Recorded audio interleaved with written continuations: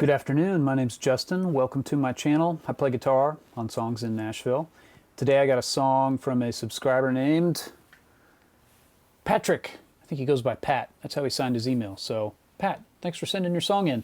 I'm going to read a little bit about your email to everybody so they can hear what you're after.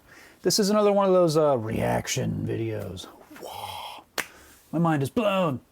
Really, what I'm doing here is offering constructive criticism and feedback to people who have spent a lot of time honing their crafts and they just want to know, where am I in this? How does this sound? Am I doing well? Do you have any tips? I think this sounds good, but I'm not sure. Sometimes you get so invested in your own song that you just need to hear a set of ears on it that aren't your own, you know?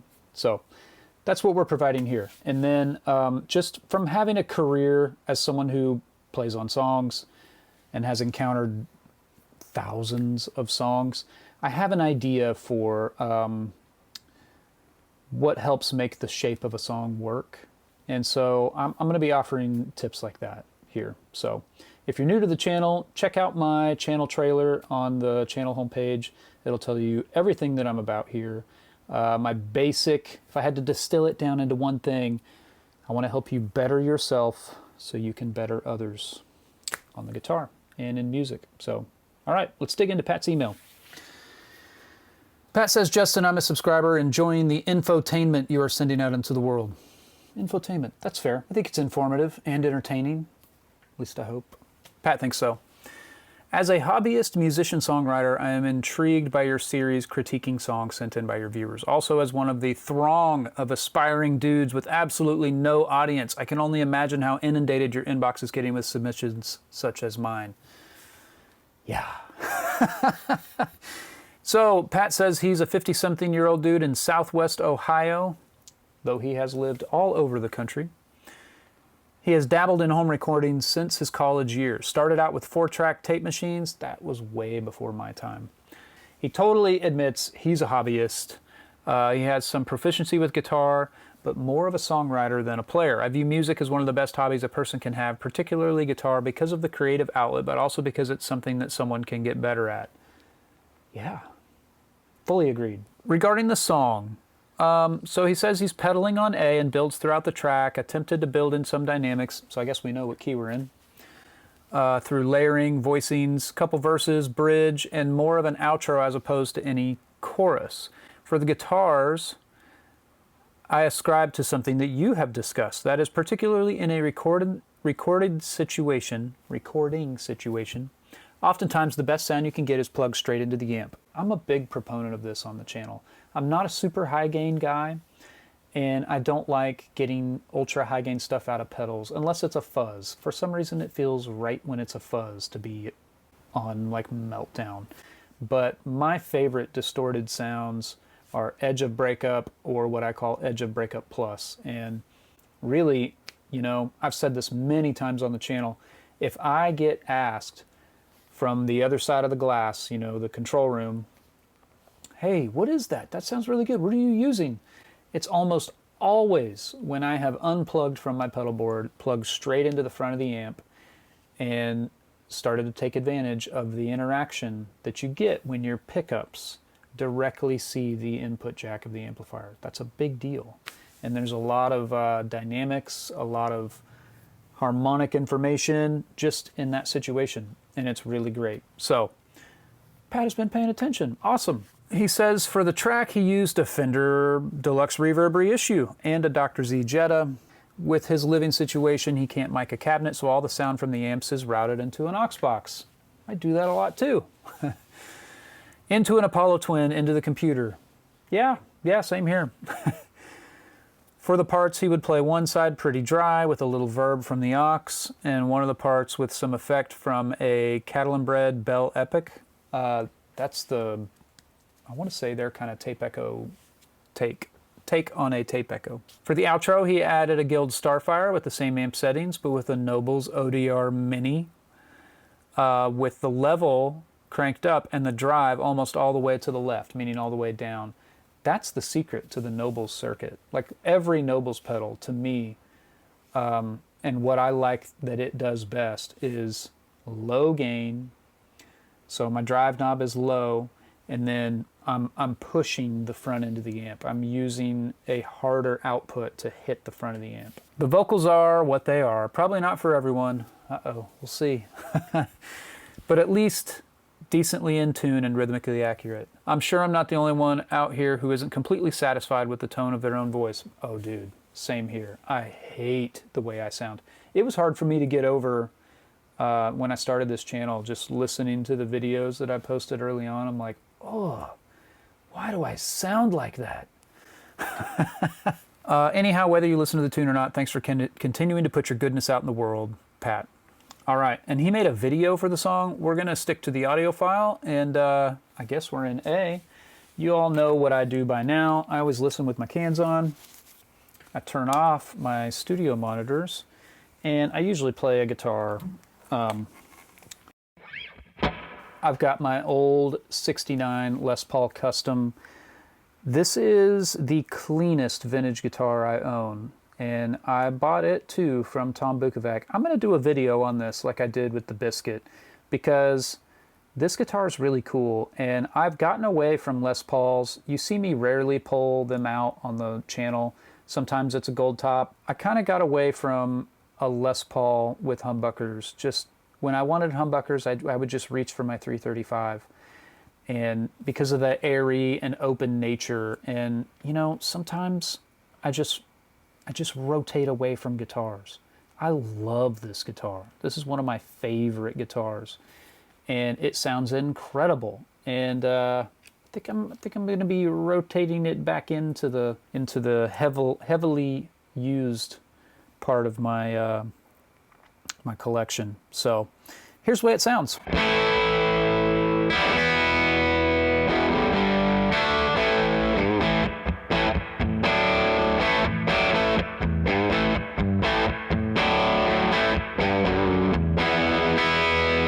Oh, I hit that low string too hard. Did you hear it kind of go sharp?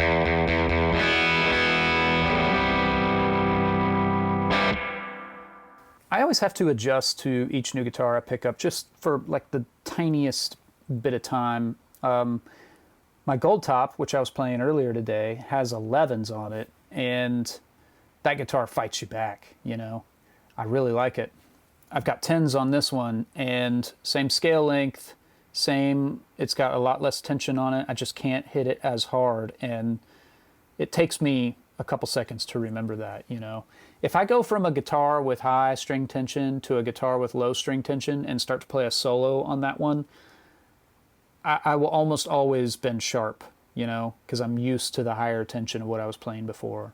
And, you know, it's not like it takes me a long time to adjust. It's pretty quick because I go back and forth a lot. So enough about me. How about my rig? I'm playing through my Lazy J. I've got my Lazy J running into my Morgan cabinet down in the garage. Same settings as ever. A Heil PR30 on an ET65 12-inch. The cab's an open back. I'm running into a Chandler TG2, into my Twin, into Pro Tools. So here's Pat's song. This is called Privateering. Go take the boats off the trailer. I'll explain everything after you get it all wrong. There's a cool move that's happening. Now this shell is an anchor. Hard to know all the things that you don't already know.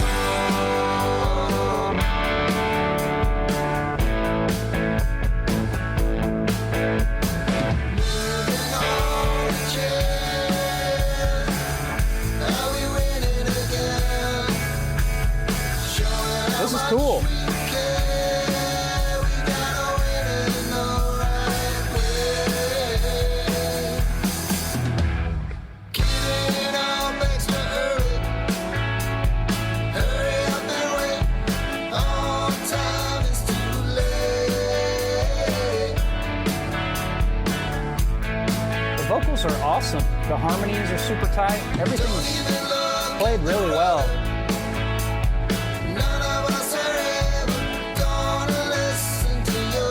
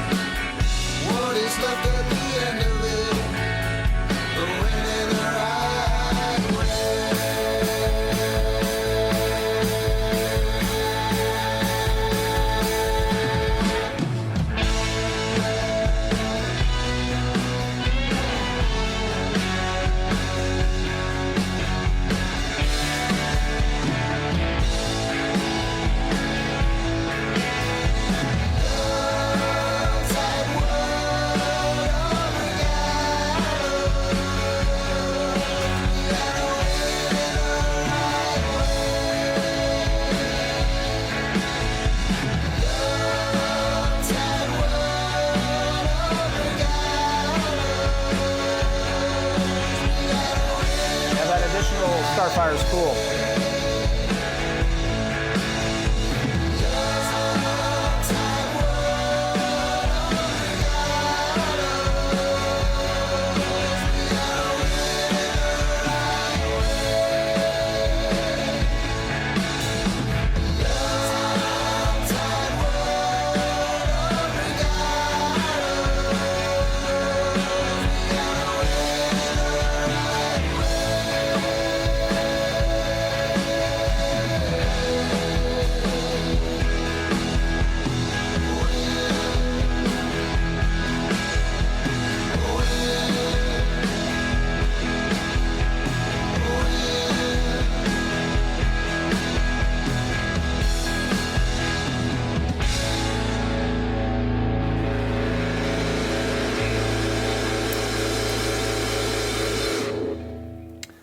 I wonder if that was the Bell Epic there, the oscillating delay at the end of the track.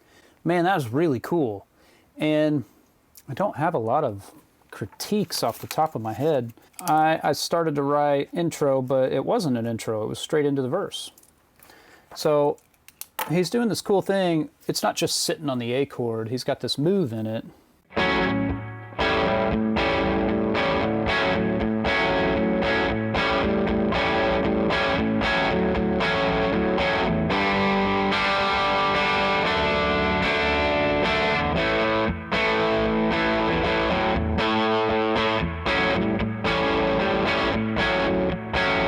It's awesome. It's like it's an A dominant 7 to an A6 chord, basically. He's got this internal move that keeps things sounding interesting and has a different vibe, you know?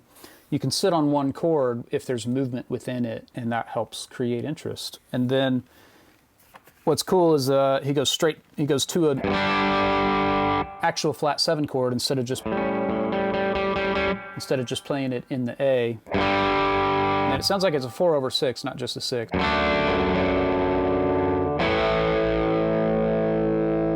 And then the chorus.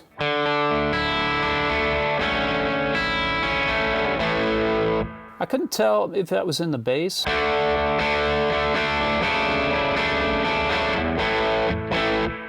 might have been it. I'm calling that the chorus section. And here's one thing. I love the stop at the end of chorus 1.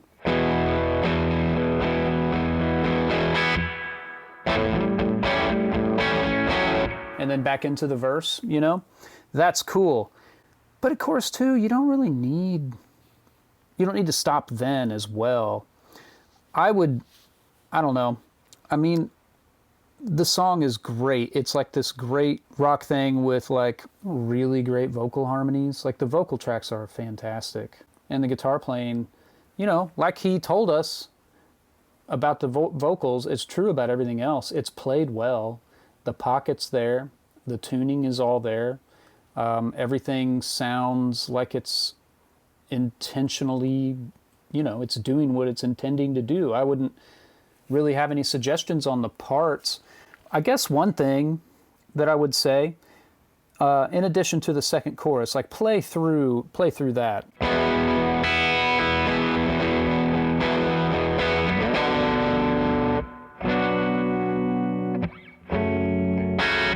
Something like that, right? Like by then, I feel like it's a little bit of a momentum killer at that part of the song to be putting a stop in it. That's something that, you know, if we were cutting this on a session in Nashville, everybody would say, yeah, let's play through that. Not because it's a country thing to do, but because it's so effective at preserving the dynamic arc of the song. You know, it's like you slam on the brakes for a split second and then we're back, you know. Most players on a session, most producers here would say, let's keep rocking there. And I want to find that bridge because it's a really cool scene change, and there's 2 lines of it. The last chord, going back to the 1 before you go to the back half of the bridge, struck me as odd, and I want to hear it again. It probably won't strike me as odd this time, but I want to hear it.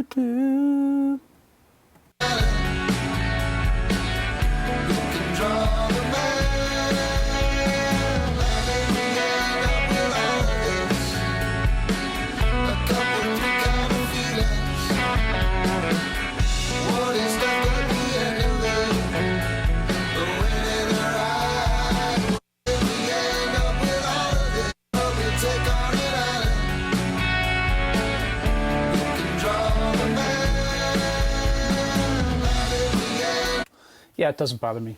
It does not bother me this time.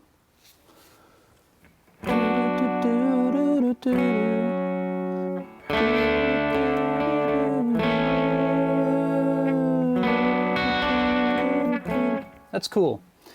Some of the sections are just a little long, you know. I don't know. I hate telling people stuff like that because I know you're not trying to get it on Spotify. I know you're not trying to make sure that every aspect of your song agrees with its algorithm so that you can get the most spins possible. And I also am aware of the fact that that's the scene I work in, where we're like, hey, long intros, can't do it, cannot do it. Which, you know, you don't even have an intro here. That's great. Long outros and fades, the algorithm hates that. It wants more spins. So a song that's over 4 minutes, this is a 4-minute track.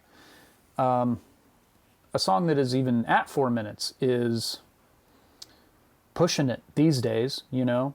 And that's just where we are with people's attention spans and with the companies that run the way that people consume music, the streaming platforms. Like, they don't want one spin to be happening every 4 minutes when they could have a spin happening every 2 minutes and 30 seconds, you know?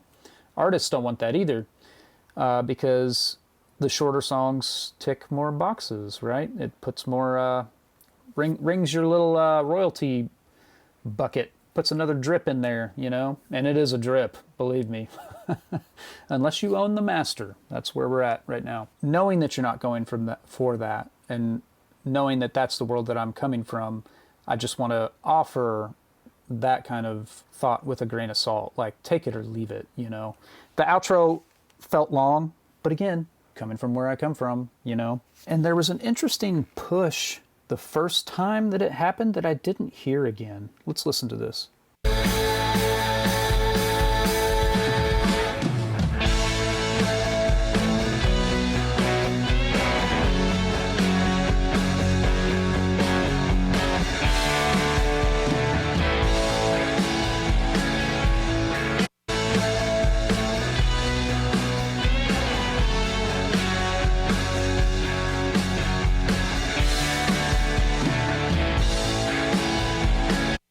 Yeah, so the guitars push, but the drums don't. In that spot, right? And you notice the drum accent lands after.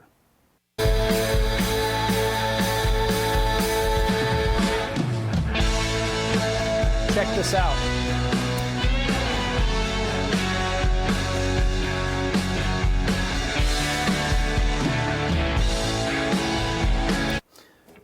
Those aren't lined up, you know?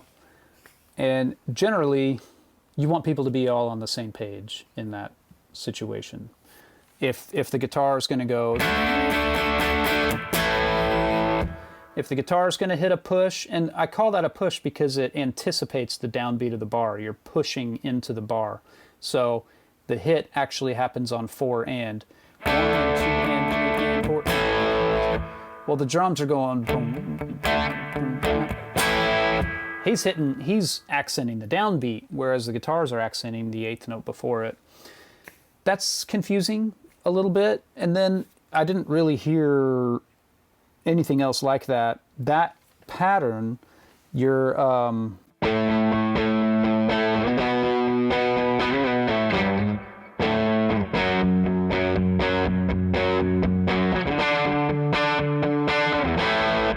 so that happens 1, 2, 3, 4, 5 times, and then there's 9 bars of the 5 chord.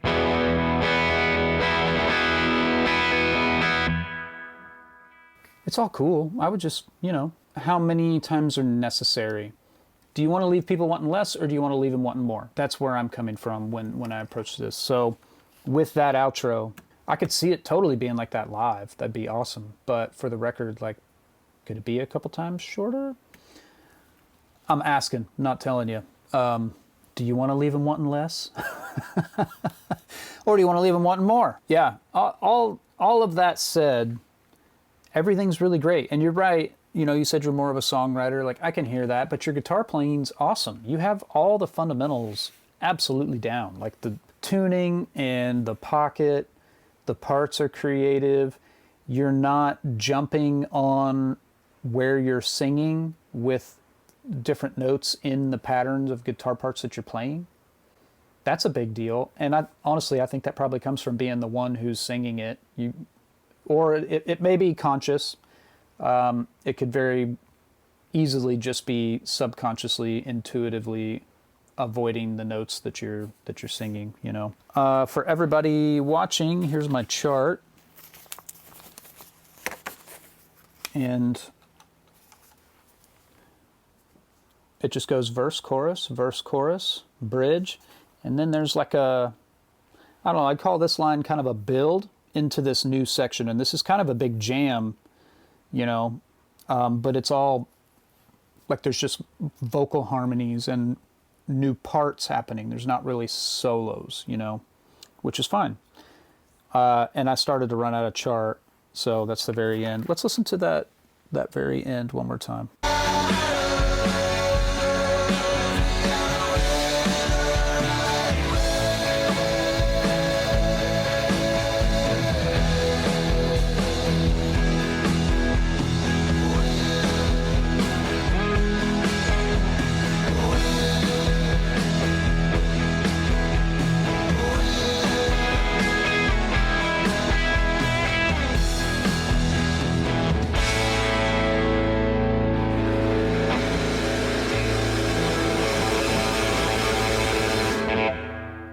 Very cool, man.